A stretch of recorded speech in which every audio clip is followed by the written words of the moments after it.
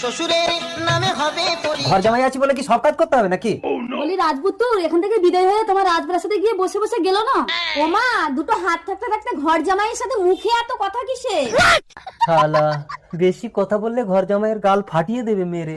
আয় মা ডিম আমলেট আর বিস্কুট দিয়ে চাটা খেয়ে নে, তুই তো বেরোবি। আরে আরে আরে, কি করছো? ওঠো ওঠো, ওই তো তোমার চা নিচে।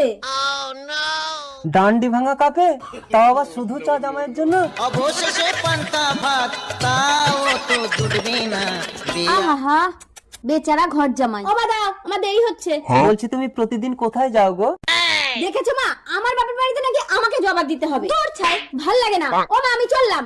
খালি পেটে যাস না মা, গিয়েই তো এক্ষুনি বন্ধুদের সঙ্গে মদ খাবি।